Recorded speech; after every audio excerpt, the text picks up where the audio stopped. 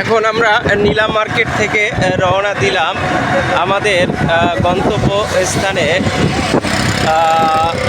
বসুন্ধরার ভিতরে।